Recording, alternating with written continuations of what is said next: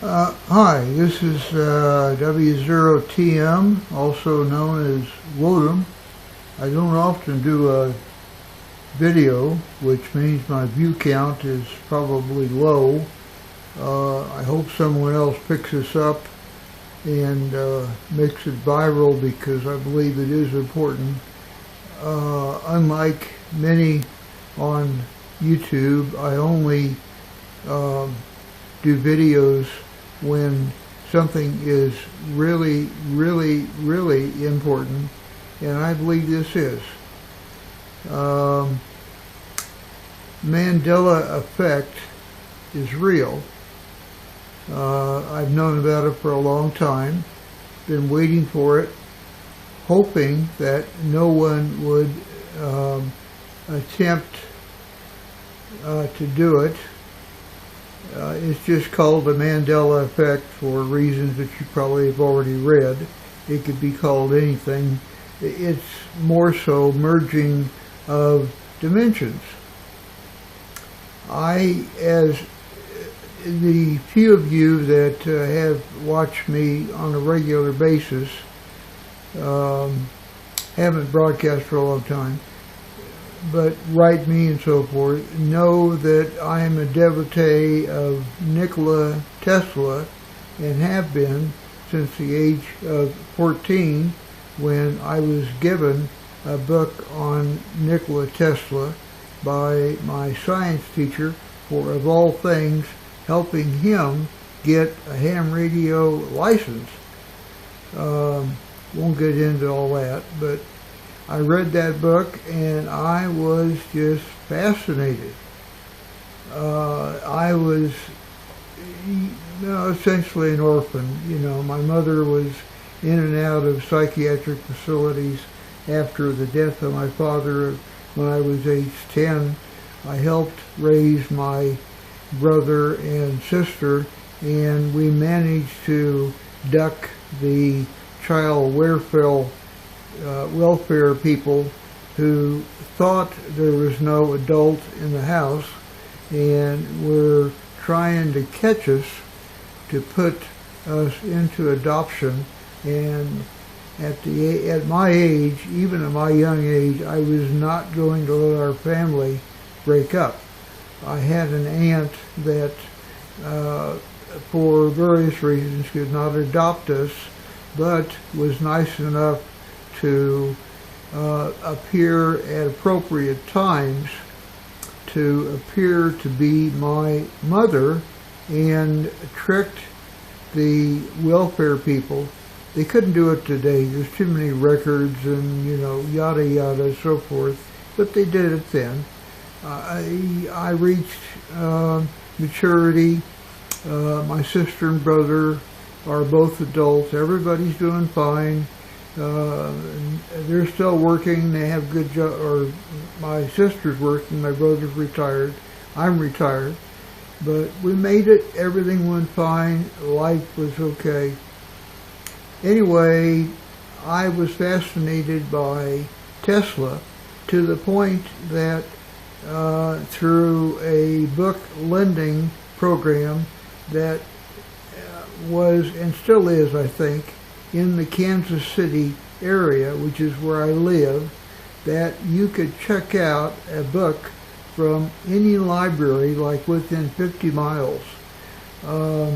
At the time, everything Tesla had written, had done, so forth, had been put into print and was freely available. I checked out every single book and read them to the point where I had them memorized. I then did experiments, testing, trying out his methods, and I actually made some of them work. I came up with some free radio parts through a ham radio program that, I won't get into that, but I was able to generate several million electrostatic volts, which means no amperage but high voltage, which is very much a key to much of what Tesla had. Tesla, in his work, to get down to it, said that there is more than the dimension we live in. There are multi-dimensions, and he went on, if you really read in depth, to describe some of those dimensions. And if you really went in depth, you could figure out how to view at least some of those dimensions. He, being braver than me, I think, figured out a way to actually visit, so he said, claimed several of the dimensions, and in those said that there's at least 24 dimensions besides the 4 that we know, which is you have to include time to come up with 4 dimensions, but I consider time to be a dimension. Anyway, I simulated that. I was able to look into dimensions up to the 10th dimension. I've said this to friends several times who, of course, thought I was crazy, and I pretty much have kept things to myself, other than continuing to study many of Tesla's works.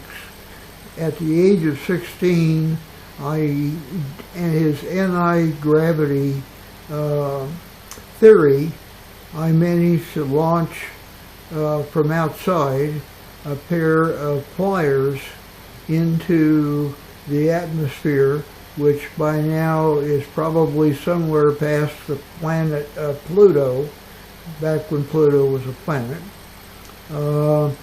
I could never get the anti-gravity. I couldn't direct it. I could cause things to levitate, but they would go wild, they would jump, they would jitter, you know.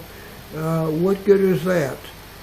Well, I went on to work for the Atomic Energy Commission, who, in a sense, essentially drafted me because they learned through papers I wrote for school of some of the Tesla work that I did, anti-gravity, time, space, faster than the speed of light, you know, many things that Tesla did. And theories that he had some theories that he could never make possible, because when he died, when he was murdered, as far as I'm concerned, he was murdered in 1943, the technology that he needed was not invented yet. Well, by the time I got to it in the early 1960s, it had been invented. Things like diodes, transistors, other gadgets, technologies, inventions. I was able to do inventions or prove theories that he could only guess at. I didn't pursue it much further, knowing that, what is the world? Even though I was only like 18, I thought, gee, if anti-gravity is given to the world, or free energy, like for instance, I had a motor that I kept running for 5 years with no power going into it until I turned it off. Moving things and, burning coal and oil and natural resources and so forth, all of that represents like 90% of the world's activity.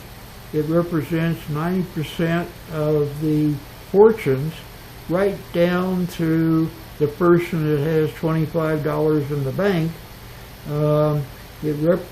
All of those things, if we had true anti-gravity and had the ability with 3D, which is now coming up, true 3D to make anything we want at the push of a button, anything except for life, and that's being worked on, and I believe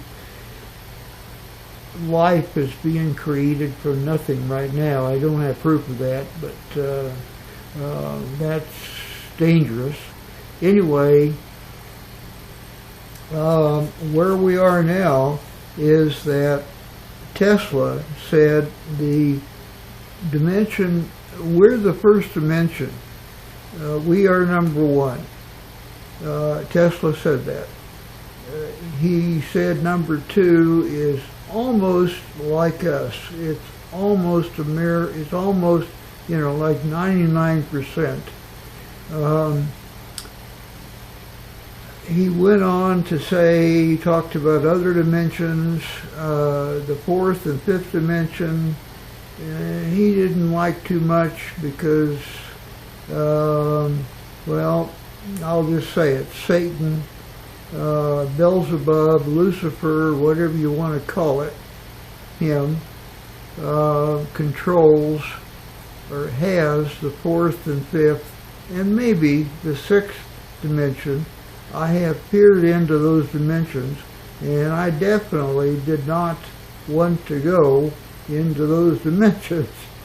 I peered into the seventh dimension, and it was a brilliant white light that filled the entire dimension.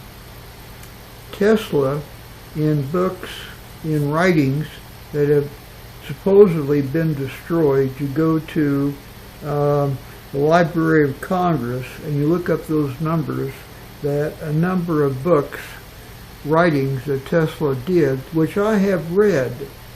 I won't tell you how I got to read them, but I did. I read them all, and I have a very good memory. I could almost recite what he wrote. He said, he considers the seventh dimension as being the dimension of God. I know this sounds crazy, but hey, the Mandela effect sounds crazy. Eighth and ninth is just random, and I could find nothing above the 10th dimension, and in fact Tesla said he had gone up to the 24th dimension and found that he couldn't find anything. And he said dimensions go far beyond that, but he stopped at number 24 because he couldn't find anything. And I couldn't find anything either. So why are there dimensions above the 9th dimension, which is the last one that has anything in it? Why is there anything in life? I don't know. You'll have to ask God why he created dimensions the way that he did. To Tesla, there was very adamant that it would not be smart to ever merge dimensions. He did say the first and second dimensions are so close that merging those two dimensions, which appears to be going on right now, could cause a lot of